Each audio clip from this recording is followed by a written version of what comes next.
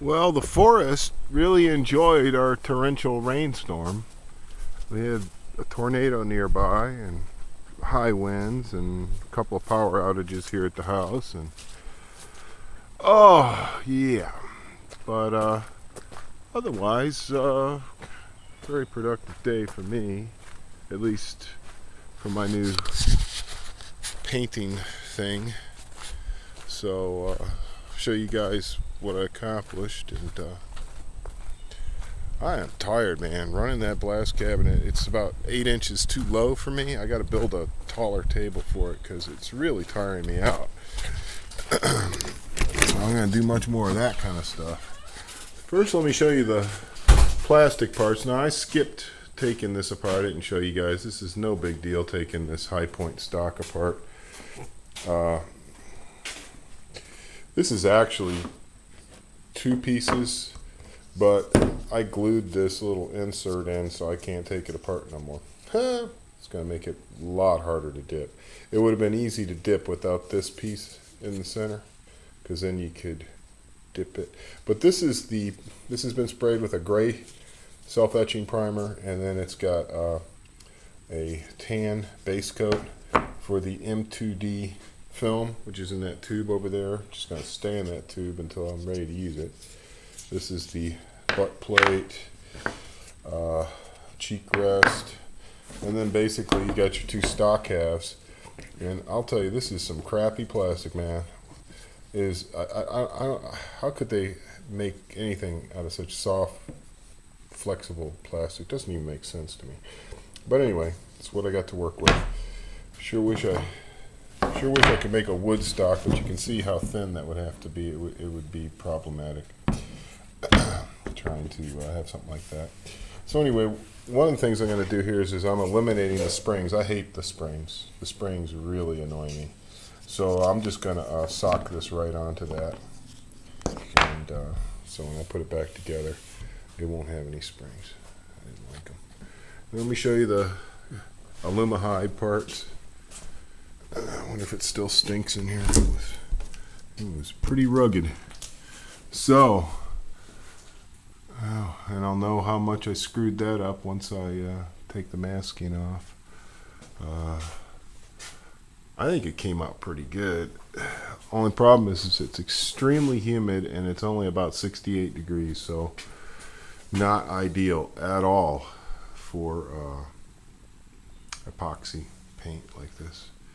It'd be much better if it was like 80 and about 20% humidity. That would be perfect. That'll never happen. And yeah, I could feel it's still quite sticky. So these are just going to hang here probably for a month. I mean, honestly, I've been doing some research online, and people say that if it's high humidity and it's cool, it can take up to a month for Alumahide to cure. But once it does, it just gets harder and harder and harder. And if you start messing with it now, what happens is you'll just tear it right off the metal. You know, just putting screws in it, and when you put your stuff on it, it'll just tear it all up. So lots of parts, and I was able, I think, to get a pretty good, I mean, there might be a few spots. Yeah, but see, even around the wire and stuff, I managed to get pretty good coverage. That could have been a little better there, but it's too late now. See, I can't touch that up.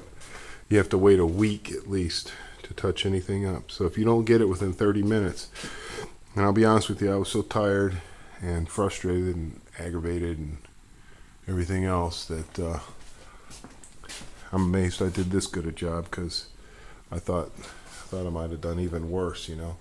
Because it's real easy to have little holidays here and there where you miss, or to have runs or sags or stuff like that. But I think I did so. I mean, I don't know if so is the word. I think I'll find out once it cures. But you can see I left the detail to it. I didn't want to put a super heavy coat on everything, because I wanted, for instance, to be able to read the, I don't know if you guys can see that, there's printing in there and stuff like that, and you know, and I don't know. I'm hoping that worked out the way I wanted, but yeah, eventually I'm gonna have to pull all the all the little plugs and stuff out. But yeah, I could feel that's very sticky and soft. And I don't know if I can get this one out without screwing it up or not. I'll get that out when it's time. And then lots of assembly, as you can imagine. And there might be some issues with the paint making things a little bit thicker. But, so I decided to deal with that. What I did is I taped the whole head of this off. So the whole head of that will be black. And if I don't like it, I'll just touch it up, I guess. I'll take it off and spray it separately or something. But in general, I think everything came out pretty decent, guys. This is not Coyote Brown. It's not even close to Coyote Brown. I don't know what color this is. So, and I saw that too when I was doing research. People were saying that the paint that Bernal sends is very often nothing to do with the color that they say they're going to send you. They send you a can and it says something on it, and then you spray it and it's not even close. So I'm okay with this color, but it looks a hell of a lot more like olive drab to me. It's definitely not dark earth brown because it's not brown, it's green. And it's not Coyote Brown because it should be sandier color. So it's kind of like olive drab. It's just weird. Kind of strange. That just seems odd to me that you can't expect what color it's going to be until it comes out of the can. So I'm stuck with it. Whatever it is, it's what it is. And I certainly can't recoat it for a long, long time. So by the time I could recoat it, I'm going to definitely want to be putting it back together so I could give a crap, right?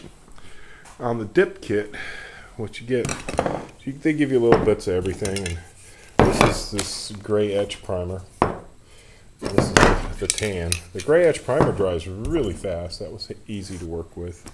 And that's about it. The only thing I didn't spray that I totally forgot because I was tired was the Magpul 4-end grip thing, the angle 4 grip. So I'll give that a quick squirt and let that get dry. But these ought to be ready to dip tomorrow. And I don't know. I was gonna do some test parts first, and you know what? I think I'm just gonna go for it. I mean, how bad can it be? If I screw it up, I screw it up. You know, that's what the blast cabinet's for. All right then. Me and my blast cabinet, my clean room have done something today. It took me quite a while. Got a little bit of sand on the floor. So I think I chose a good location, having this thing as far away from everything as possible over here. All right, guys. Well, that's as far as I can get right now on the paint and dip. But when I get going on the dip, I will definitely show you some of that. It's an interesting process, and I'll see what I can do with it.